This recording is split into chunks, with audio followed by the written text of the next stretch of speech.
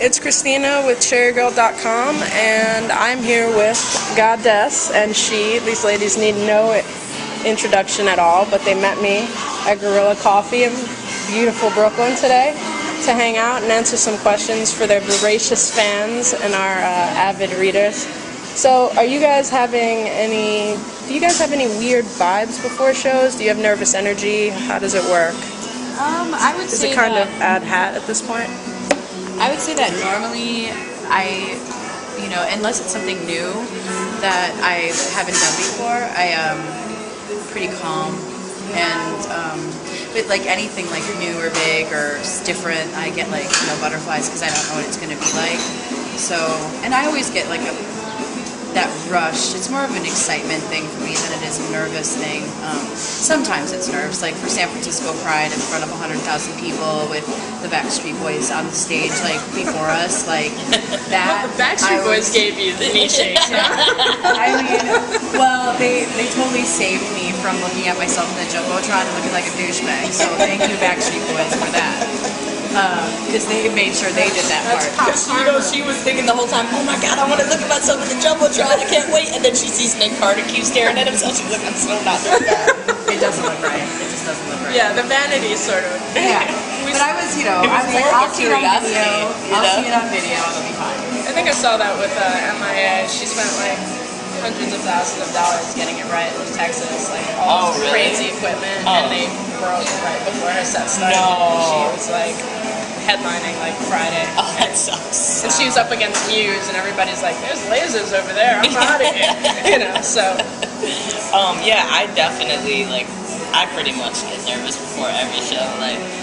It's just like the waiting part. You just don't know what to expect, and sometimes you have to wait a really long time. We're always pretty early to our show, so it's like we're just waiting backstage to go. So I definitely still get nervous. Do you have any routines or rituals that you guys absolutely do before a show? We always just try to have a drink. That's for sure. Try to have a drink. We never get drunk before a show, but like having one or two drinks, chills us out, and she psychs herself out if she doesn't drink a little bit of something. She's like, I'm gonna forget all my words, I'll be for sure. And it's just she's like rarely ever forgets words. So yeah, we're actually usually really pretty quiet before we go on. We just kind of like to zone out because we really give our audience everything. So we just kind of stay quiet and then we just go on and go from like this. 0 to 60. Yeah. 0 to 60 at all times. Yeah, exactly. So she was, we were talking before we started the interview, and she talked about how she kind of decompresses after shows.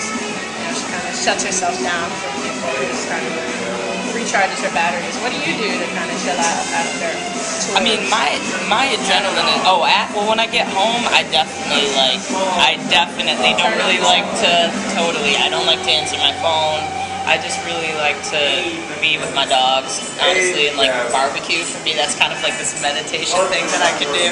I love writing. I kind of write all the time and make beats a lot, but I kind of like to do something that's not music related at all. Just be like, okay, I'm just taking this time for myself, So.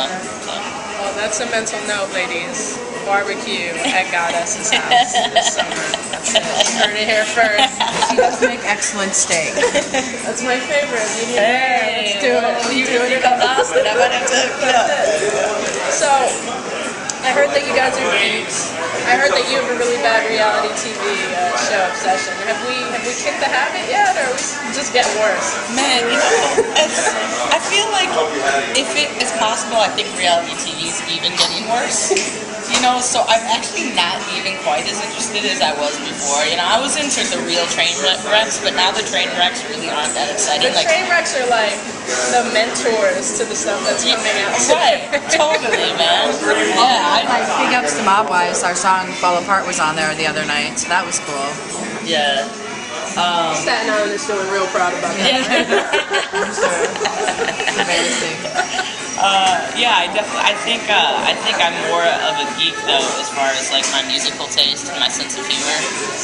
I just have very eclectic taste, and I like to really get into the music, like a Neil Diamond song or a Lionel Richie song, and just really jam out in the car.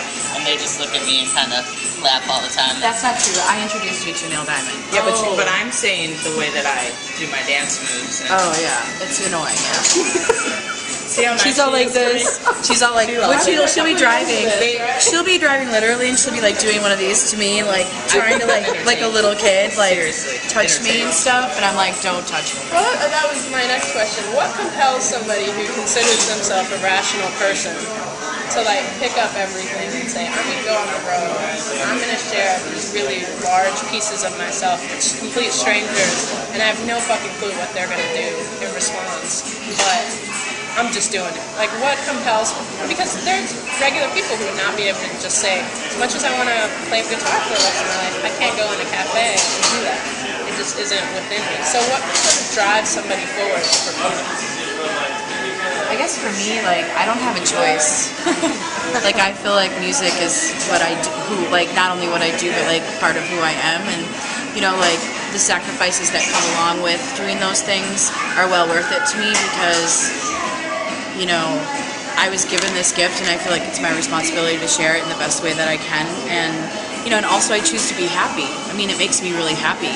And a lot of people choose money and stability and all these things over their happiness, and they end up doing something they don't like. So I choose happiness, and I choose to do this because I get fired from every other job I have. So there. For not liking their dance moves. Well, I mean, and for not like caring, you know, like for not caring, and you know, I like working for myself. I like owning my own business. I like, you know, making it happen. What the things that we make happen are we're doing it for ourselves. So I like those things about it.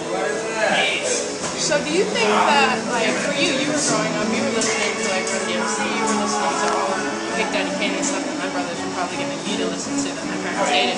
And there weren't really, like, the messages were predominantly, like, rappers, male rappers talking about women, talking about, like, you know, whatever rappers talk about are sort of socialized issues. So for you, was it ever like, all right, well, I'm going to be a rapper. There's not really people who are going to say what I want to say about rapping. Was that ever a deterrent to deciding to do this, or was it like more motivation? It was definitely both. When I was younger, and people would say to me, you know, when I was in high school, Salt and Pepper was really big, right? So I kind of had them to look up to say, you know, these are really positive, independent, strong females, you know, rapping.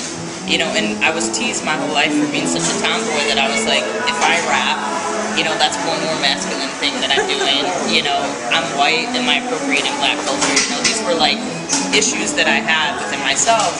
And then it came to the point where I was like, I know that I have the talent. I have so much that I want to say, and like our voice is invisible. You know, and this voice needs to be heard. And hip hop for me was the best way to express it.